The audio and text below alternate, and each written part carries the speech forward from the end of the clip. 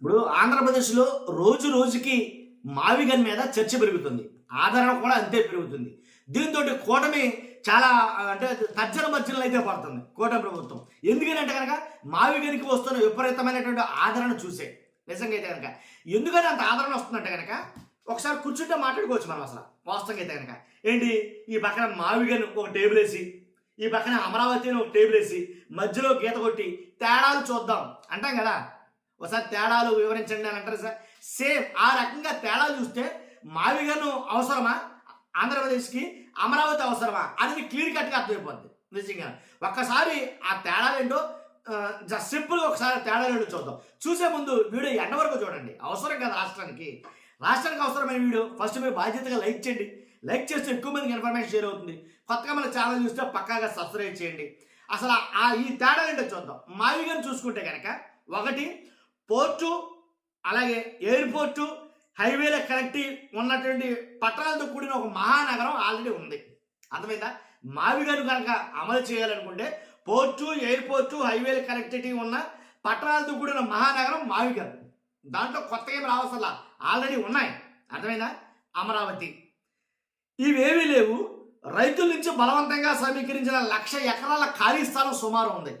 పోనీ 1,00,000 కాకపోతే కొంచెం అటు ఇటు మొత్తం ఖాళీ స్థలమే. ఇక్కడ మావిగన్ మాత్రం చెప్తారుగా, పోర్టు ఎయిర్పోర్టు హైవేల కనెక్టివిటీ ఉన్న అన్ని పట్టణాలతో కూడిన మహానగరం అయితే ఉంది. ఇక్కడ 1,00,000 ఎకరాల ఖాళీ చూపించినటువంటి అమరావతిలో ఉంది. తర్వాత మావిగన్ చూసుకుంటే రోడ్లు, డ్రైనేజీ, విద్యుత్తు, తాగునీటి సదుపాయాలు అందుకోసం ఏం ప్రత్యేకంగా ఖర్చు చేయని అవసరం లేదు, అన్నీ ఎస్టాబ్లిష్డే. ఇక అమరావతి చూద్దాం. రోడ్లు లేవు, డ్రైనేజీ లేదు, విద్యుత్ లేదు, తాగునీటి సదుపాయాలు లేవు, 2,00,000 కోట్లు అవసరం. ఇవి ఎలా సమకూడతాయో ఎవరికి తెలియదు. అర్థమైందా? తర్వాత మూడవది మావిగన్ చూద్దాం. మళ్ళీ ప్రభుత్వ భవనాల నిర్మాణాలకు మాత్రమే ఖర్చు అవుతుంది. మౌలిక సదుపాయాలకు వెచ్చించే 2,00,000 కోట్లలో 2,00,000 కోట్లు అవసరం లేదండి. జస్ట్ ఒక 10% అంటే ఈ నిర్మాణాలకే ఒక 20,000 కోట్లు అయితే సరిపోద్ది. అదే మావిగన్లు అయితేనే 20,000 కోట్లు ఉండవు. తర్వాత ఒకసారి అమరావతిలో చూద్దాం. అది ప్రభుత్వ భవనాలు లేవు, మౌలిక సదుపాయాల ఖర్చుకు ఇది అదనం. తర్వాత భవనాలు సదుపాయాలు పూర్తి చేయడానికి ఎన్ని దశాబ్దాలు పడతాయో అర్థమైందా మీకు?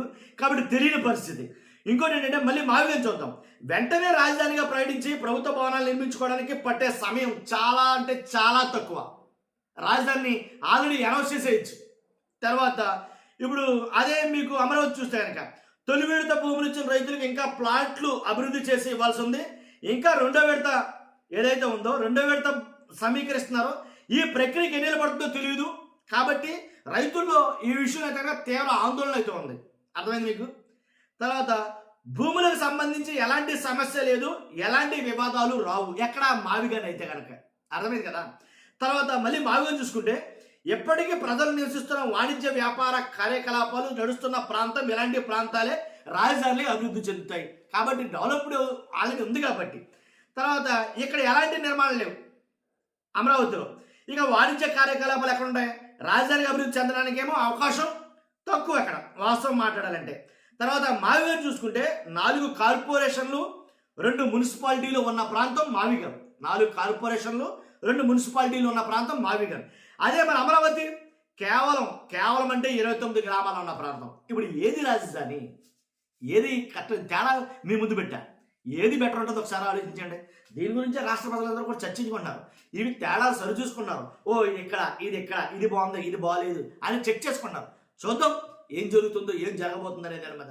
మీ అభిప్రాయం అంటే కామెంట్ రూపంలో తెలియజేయండి. ఫస్ట్ అయితే కనుక మావిగన్ అమరావతి చూస్తున్నా మీరు అందరూ ఫస్ట్ అయితే లైక్ చేయండి. Thank you very much.